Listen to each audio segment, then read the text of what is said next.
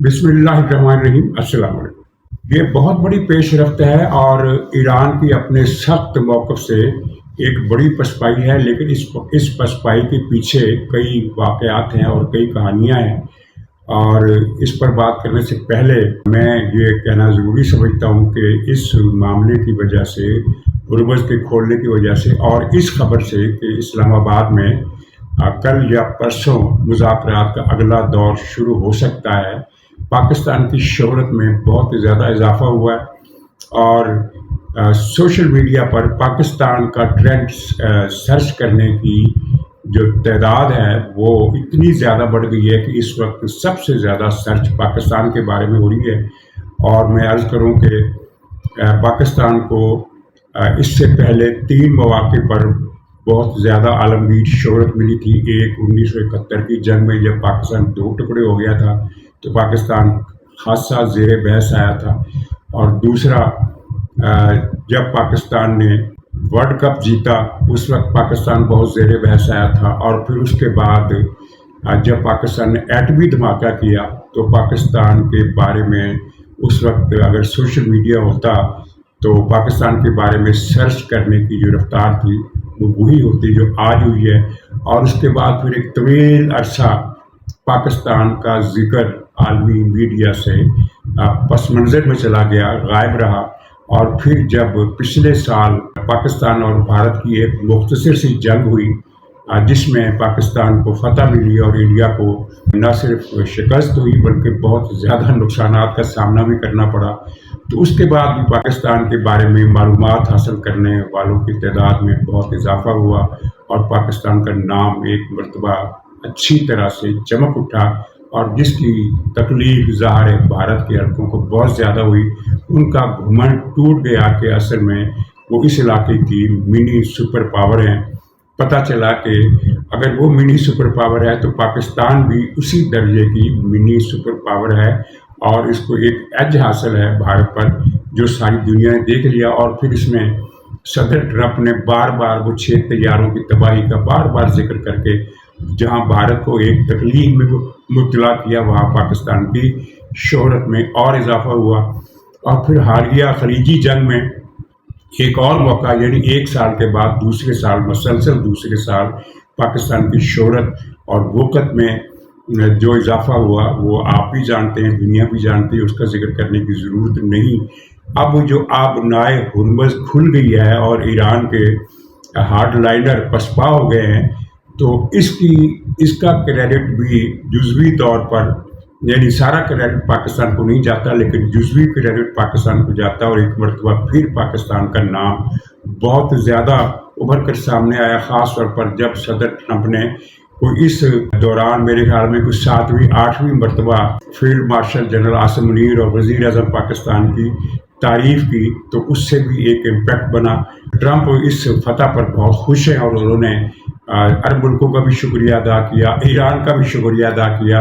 और ईरान का शुक्रिया क्यों अदा किया? दरअसल ये नुक्ते की बात है कि वो ईरान की हुकूमत का शुक्रिया अदा कर रहे हैं जिसने मुल्ला पार्टी को एक मरतबा पछाड़ दिया है और समझदारी से काम लिया। जैसा कि मैंने अपने मसलसल कई व्लॉग्स में ये बात की कि ईरानी हुकूमत ईरान को बचा लेना चाहती है, यानी जितना कुछ बच गया है वो बच जाए, वो तबाह ना हो।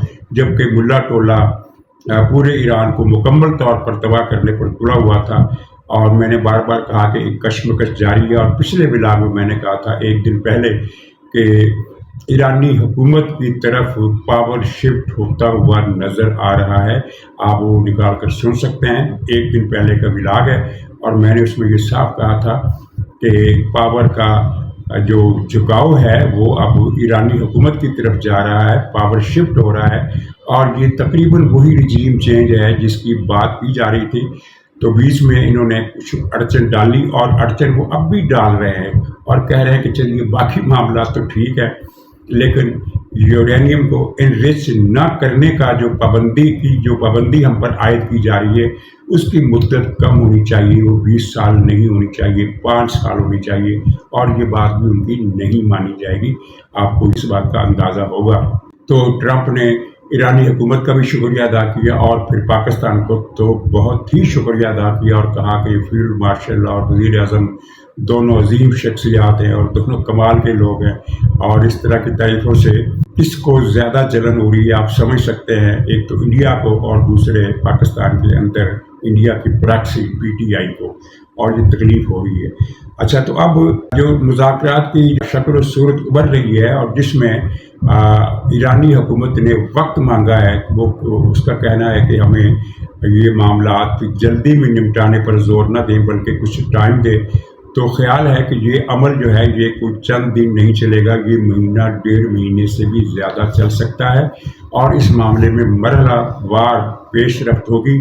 آبنائے ہرمز کو کھولنا کوئی چھوٹی بات نہیں ہے، اس کے پیچھے جو فیکٹر ہے وہ میں آپ سے عرض کر دیتا ہوں۔ اس میں ایک فیکٹر تو یہ وہ ناکہ بندی ہے جو امریکہ نے ایران کی اور ایران کا تیل لینے کے لیے کوئی جہاز نہیں آ سکا۔ 3-4 جہازوں نے اس کی وائلیشن کی، بلکہ 4 جہازوں نے وائلیشن کی اور امریکہ کی نظروں سے بچ کر نکل گئے، جو بھی ہوا۔ لیکن ان 4 جہازوں کے علاوہ ان پچھلے 4 دنوں میں ایران کی بندرگاہوں سے کوئی تیل کا ٹینکر تیل لینے میں یا تیل لے کر نکلنے میں کامیاب نہیں ہو سکا۔ تو اس بات کا اثر، اس بات کا دباؤ ایرانی حکومت یا یوں کہیے کہ ایران کے پاسداران پر بہت زیادہ پڑا، اور وہ دباؤ میں آئے۔ ایک مرتبہ وہ یعنی انہیں احساس ہو گیا کہ معاملہ خطرناک ہے۔ دوسرا فیکٹر، اچھا، یہ جو ناکہ بندی ہے نا، یہ جاری رہے گی۔ یہ کیوں جاری رہے گی اس پر بھی میں بات کرتا ہوں۔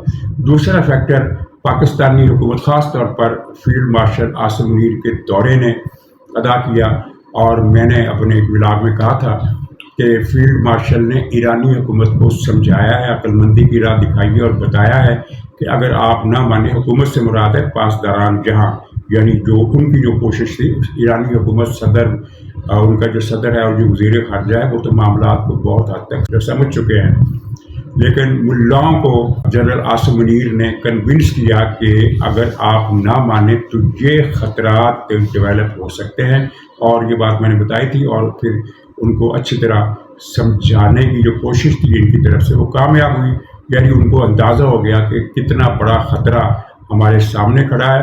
اور پھر تیسرا فیکٹر، صدر ٹرمپ کی خود ایرانی رہنماؤں سے بات چیت ہے، اور انہوں نے کن رہنماؤں سے بات کی یہ خبر سامنے نہیں آئی، لیکن یہ خبر سامنے آئی ہے کہ صدر ٹرمپ نے خود ایرانی حکمرانوں سے رابطہ کیا، اور ہو سکتا ہے کہ ان کا رابطہ پاسداران سے ہوا ہو۔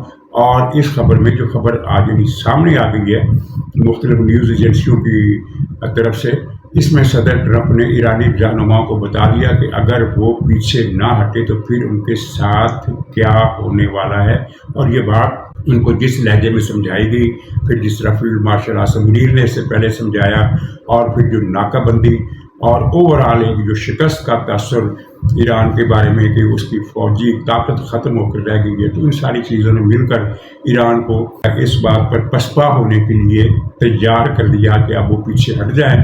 اور یہ معاملہ اتنا سادہ بھی نہیں ہے جتنا ہمارے ہاں یہ سمجھ رہے ہیں کہ یہ مذاکرات کا چکر آخر ہے کیا۔ وہ تو لوگ یہ سمجھ رہے ہیں کہ پاکستان نے ایک میڈیشن کرائی اور ایران بھی راضی ہو گیا، امریکہ بھی راضی ہو گیا۔ یہ بات ایک حد تک ٹھیک ہے، لیکن اس حد سے آگے کی جو بات ہے اس پر پاکستان میں ہائی لائٹ نہیں کیا جا رہا۔ وہ یہ کہ ایران نے چین سے رابطہ کیا 2 مرتبہ، روس سے رابطہ کیا 2 مرتبہ، اور پاکستان سے رابطہ کیا ان گنت مرتبہ کہ امریکہ کو مذاکرات کے لیے تیار کرے۔ یہ جو مذاکرات کا سلسلہ ٹوٹا تھا اس کے بعد کی میں بات کر رہا ہوں۔ یعنی ایران ڈیسپریٹ ہو گیا تھا کہ کسی بھی قیمت پر امریکہ سے ہمارے مذاکرات کراؤ، کیونکہ جنگ کے اگلے راؤنڈ کے لیے ایران کی تیاری ختم تھی، نامکمل تھی۔ آپ خود سوچیں، ایک کامن سینس کی بات ہے کہ ایران کے کتنے میزائل تباہ ہوئے اس بحث میں پڑے بغیر۔ یہ تو فیکٹر ہے نا کہ ان کے میزائلوں کی ایک بڑی تعداد، وہ چاہے اس کو آپ 70% کہہ لیں، چاہے اس کو آپ 60% کہہ لیں، چاہے اس کو آپ 50% کہہ لیں، ایک نفسیاتی حد ہوتی ہے کہ جب کوئی فریق یہ سمجھے کہ اس کی آدھی قوت ختم ہو گئی ہے تو پھر اس کے حوصلے پہلے کی طرح نہیں رہتے۔ یہی وجہ ہے کہ پھر ایران نے بڑی تیز رفتاری سے کوششیں کی، اور یہ خبر کوئی سینہ گزٹ نہیں ہے، کوئی ذرائع کی خبر نہیں ہے، بلکہ یہ خبر آن دی ریکارڈ میڈیا پر چھپ چکی ہے کہ ایران نے جب روسی وزیر خارجہ سے رابطہ کیا تو اس میں اس نے کہا، بیان دیا، خود بیان دیا، اور وہ اخبارات میں چھپا، میڈیا پر آیا، ٹی وی چینلز پر بھی چلا کہ روس کو، فرانس کو، یورپی ممالک کو پہلے سے زیادہ ایکٹیو رول ادا کرنا چاہیے کہ وہ امریکہ کو مذاکرات کی میز پر لائیں، یعنی جتنا وہ کردار ادا کر رہے ہیں اتنا کافی نہیں ہے۔ ایران اتنا پریشان تھا، اتنا مضطرب تھا کہ اس نے یہ الفاظ کہے کہ زیادہ مور ایکٹیو رول از نیڈڈ، اس کے یہ الفاظ تھے کہ اب یعنی ماضی کی اب تک جو یہ کوششیں کر رہے ہیں وہ کافی نہیں ہے، خدا کے لیے ان کو زیادہ محنت کرنی چاہیے کہ وہ امریکہ کو آمادہ کریں۔ اور پھر اس میں سب سے زیادہ کوشش تو پاکستان کی تھی، اور پاکستان پر امریکہ کو بھی اعتماد ہے، برطانیہ اور فرانس سے تو وہ امریکہ ناراض ہے۔ تو پھر صدر ٹرمپ کو بھی جب یہ سمجھ میں آئی بات کہ یہ پسپا ہو رہے ہیں اور مزید جنگی قوت ضائع کرنے کا شاید زیادہ مرحلہ نہ آئے، تو پھر انہوں نے یہ معاملہ آگے بڑھانے کا اوکے سگنل دیا۔ اور ٹرمپ تک جو رپورٹ پہنچی ہے اس کے مطابق سوائے افزودگی پر پابندی کی جو مدت ہے اس کے علاوہ ایرانی رجیم تمام مطالبات پر ایگری کر گئی ہے، یہ کل کی خبر تھی۔ اور پھر آج آپ نے دیکھا کہ آبنائے ہرمز کھل گئی ہے اور اس میں کسی بھی ملک کے جہاز آ جا سکتے ہیں۔ اب ان جہازوں کو خطرہ اس لیے بھی نہیں ہے کہ برطانیہ اور فرانس نے امریکہ کی خواہش کے بغیر، امریکہ کی مرضی کے بغیر، برطانیہ اور فرانس نے یہ اعلان کیا ہے کہ وہ اپنے جہاز ہرمز میں بھیجیں گے تاکہ اگر کسی جہاز پر حملہ ہو تو وہ اسے کاؤنٹر کر سکیں۔ یہ بھی ایک اپنی جگہ بہت بڑی ڈیولپمنٹ ہے۔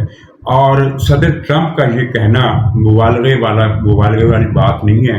انہوں نے کہا ہے کہ ایران نے نہ صرف یہ کہا ہے کہ وہ آبنائے ہرمز کھول دے گا، بلکہ یہ بھی کہا ہے کہ وہ آئندہ کسی بھی مرحلے پر ہرمز کا کارڈ اس کو بند کرنے کا کارڈ دوبارہ استعمال نہیں کرے گا۔ اور یہ بات ان کی صحیح ہے۔ دیگر ذرائع سے بھی یہی خبریں آ رہی ہیں کہ ایران کو اندازہ ہو گیا ہے کہ اب اس نے اگر ہرمز کو بند کرنے کا کارڈ دوبارہ کھیلا تو اس کا نہ صرف یہ کہ فائدہ نہیں ہوگا بلکہ اس پر پہلے سے زیادہ بڑا حملہ کر دیا جائے گا۔ اچھا، اس میں جو خاص بات ہے کہ ہرمز کھولنے کی جو بات، اس میں امریکی محاصرہ جاری رہے گا، یہ صدر ٹرمپ نے اعلان کیا ہے۔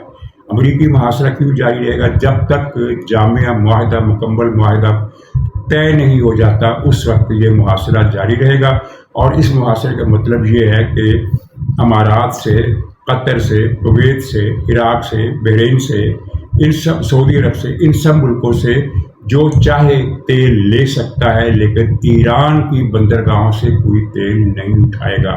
یعنی ایران کی پکٹنگ ہو گئی ہے، ایران کی ناکہ بندی ہو گئی ہے، ایران کا جو اقتصادی محاصرہ ہے وہ کر لیا گیا ہے کہ اس کو جب تک یہ معاہدہ مکمل نہیں ہو جاتا۔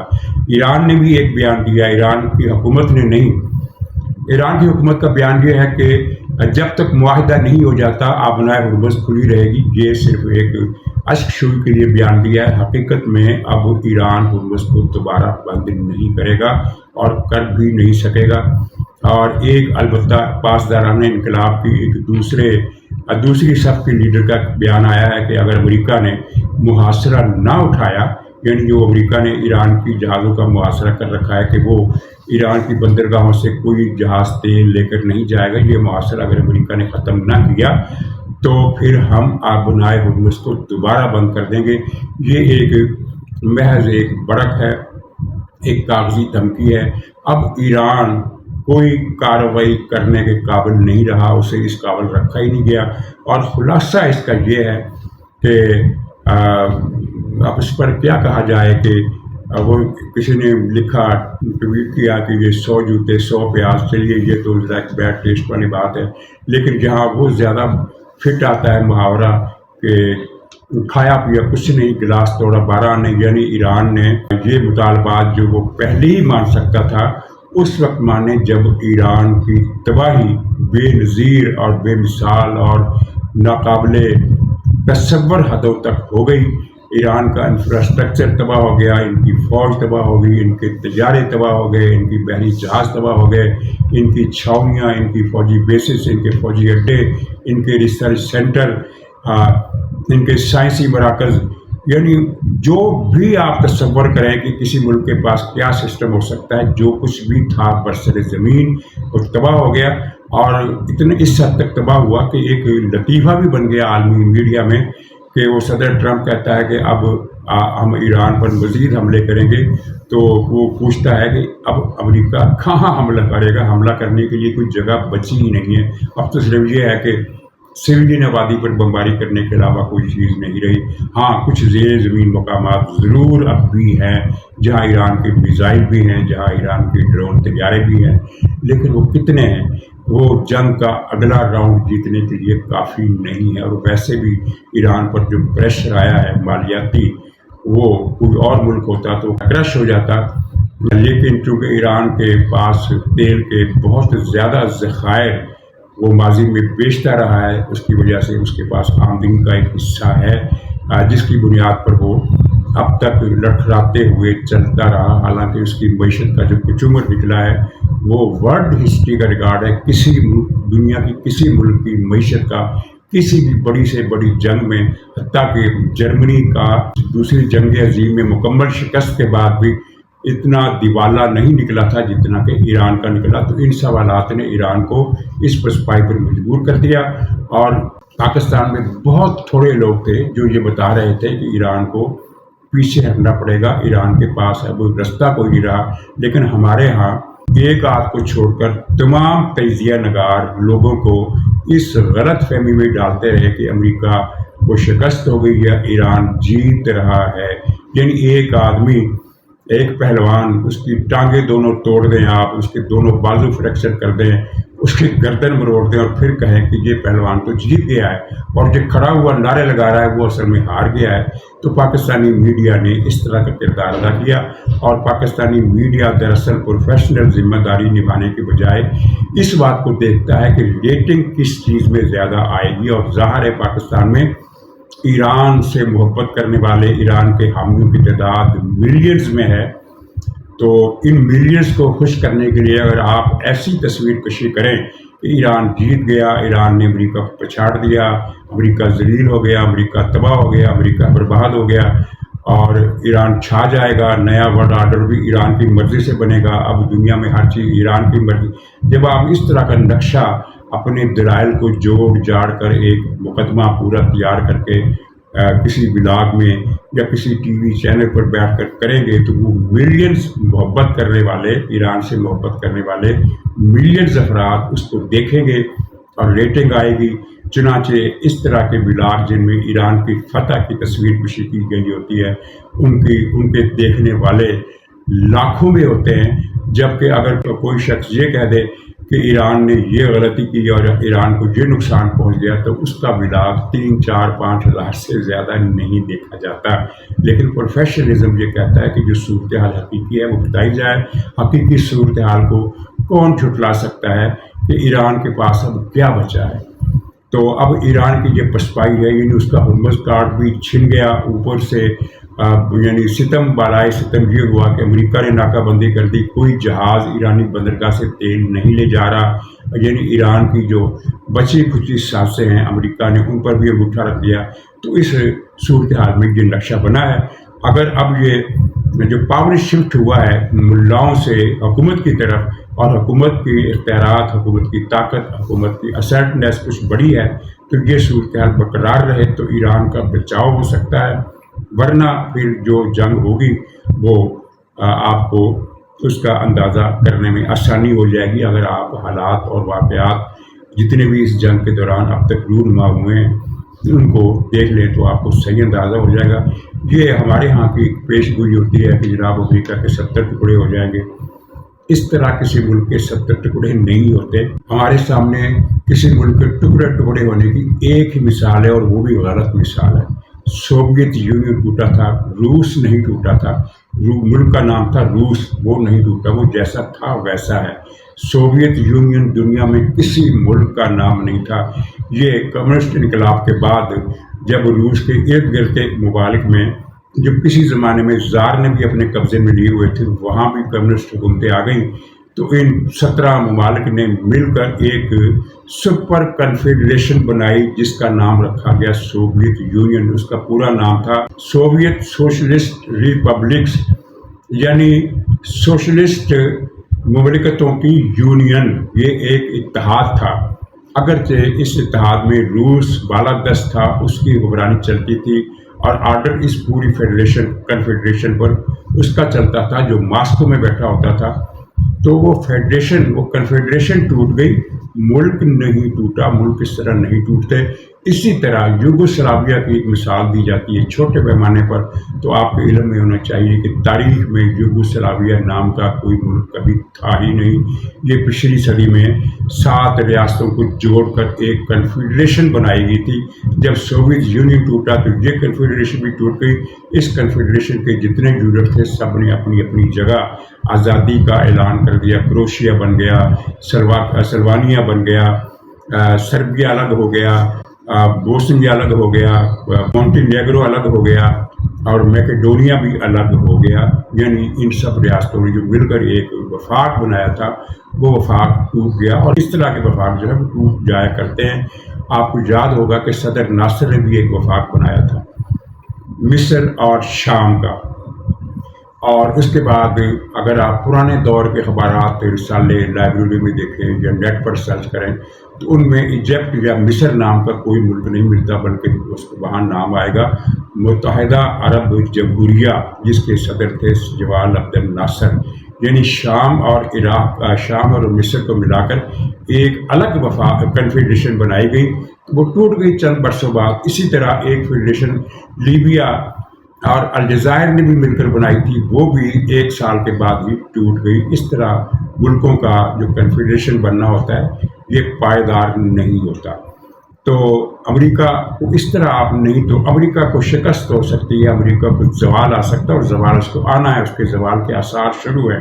لیکن اگر یہ کوئی کہے کہ امریکہ کے اتنے ٹکڑے ہو جائیں گے تو اسے نہ جغرافی کا پتہ ہے، نہ اسے تاریخ کا پتہ ہے، نہ اسے سیاسی حرکیات کا پتہ ہے، اس نے کچھ پڑھا ہی نہیں ہے. یمن کی بھی مثال ہے کہ شمالی اور جنوبی یمن متحد ہو کر متحدہ یمن بن گئے، پھر حوثیوں نے بغاوت کر کے شمالی یمن کو پھر سے الگ کر دیا. تو آپ کے علم ہونا چاہیے کہ وہ اتحاد بھی زبردستی کا تھا اور چند 2-3 سال سے زیادہ باقی نہیں رہا، ورنہ تاریخ کے پورے دور میں شمالی یمن الگ ملک رہا ہے اور جنوبی یمن الگ ملک رہا ہے. جب یہ سرد جنگ چل رہی تھی امریکہ اور سوویت یونین کے درمیان، تو اس وقت شمالی یمن سعودی عرب کا اتحادی تھا اور جنوبی یمن سوویت یونین اور مصر یعنی جمال عبد الناصر کے مصر کا اتحادی تھا. اور پھر ان دونوں ملکوں میں ایک طویل عرصہ جنگ رہی. اور جب سوویت یونین ٹوٹا تو یہ دونوں ملک بھی متحد ہو گئے، لیکن یہ اتحاد بھی چونکہ مصنوعی تھا، شمالی یمن کے قبائل اور جنوبی یمن کے قبائل میں آپس میں اتنا میل کبھی نہیں رہا، تو یہ اتحاد پھر ٹوٹ گیا. اسی طرح ایک اتحاد بنا تھا جنگ عظیم سے پہلے کے زمانے میں چیکوسلواکیہ کا، چیک ریپبلک اور سلواک ریپبلک کو ملا کر ایک کنفیڈریشن بنائی گئی تھی. اور جب سوویت یونین ٹوٹا تو وہ کنفیڈریشن بھی ٹوٹ گئی. اب جمہوریہ چیک الگ ملک ہے اور جمہوریہ سلواکیہ الگ ملک ہے. تو یہ چیزیں سامنے رہنی چاہیے. ایک چھوٹی سی بات میں اور کر دوں کہ امریکہ نے شام سے بھی کچھ وعدے کیے ہیں. اگر وہ پورے ہوتے ہیں تو یہ شام کے لیے بلکہ مسلمانوں کے لیے بہت اچھی خبر ہے اگر یہ وعدے پورے ہوتے ہیں. وہ کیا وعدے؟ آپ کو یاد ہوگا کہ جب 1967 میں جنگ ہوئی تھی اسرائیل اور عرب ملکوں کی، تو اسرائیل نے گولان کے ایک بڑے علاقے پر قبضہ کر لیا تھا. اور پھر جب 73 کی جنگ ہوئی، جب 1973 کی جنگ جس میں انوار السادات کی فوج نے سینا کا جو جزیرہ نما ہے، سویز کا جزیرہ نما، وہ اسرائیل سے چھین لیا تھا. تو اس کے کچھ مہینے کے بعد 1974 میں اسرائیل نے گولان کا باقی علاقہ بھی چھین لیا. یعنی پہلی جنگ میں آدھا گولان اسرائیل نے چھین لیا، تو اس دوسری جنگ میں باقی گولان بھی اسرائیل کے قبضے میں چلا گیا اور گولان کا پورا علاقہ اسرائیل کے قبضے میں چلا گیا. تو اب امریکہ نے، ٹرمپ نے شام کے سربراہ احمد شرع ان کو فون کر کے یہ یقین دلایا ہے کہ 1967 کی تو میں بات نہیں کر سکتا، لیکن 1974 سے पहले की 1974 के वक्त जो सूरत हाल थी उसकी बहाली के लिए मैं इसराइल को कन्विंस कर सकता हूँ या उस पर दबाव डालूँगा, आप लोग मुज़ाकरात करें। तो अहमद शरा का कल ये बयान आया है कि इसराइल से इस हवाले से बातचीत और मुज़ाकरात का इम्कान है, और अगर ये बातचीत हो जाती है, इसराइल कुछ पीछे हट जाता है, यानी आधा गोलान वापस कर देता है, तो ये शाम की एक बहुत बड़ी फतह होगी। और इसके बाद इससे ये अंदाज़ा भी होता है कि इसराइल अब उतने पुख्ता कदमों पर नहीं खड़ा जितना 2 साल पहले वो, यानी गज़ा की जंग शुरू होने से पहले खड़ा था, यानी ईरान के साथ जंग से पहले खड़ा था। उसके बाद हालात और वाक़यात का धारा इसराइल के ख़िलाफ़ हुआ है और इसराइल पर दबाव पड़ा है, अंदरूनी कमज़ोरियों ने भी इसराइल को आ लिया है। और ये यहाँ भी ये नहीं कहा जा सकता कि इसराइल टूट जाएगा, इसराइल की ताकत कम हो जाएगी, इसराइल का ब्लैक मेलिंग का जो हथियार है, बुली करने का जो हथियार है, वो कुंद हो जाएगा, लेकिन इसराइल इतनी जल्दी इसराइल ख़त्म होने के कोई इम्कानात अभी नहीं है। नाज़रीन, इजाज़त दीजिए, इंशाअल्लाह अगले ब्लॉग में फिर मुलाकात होगी, तब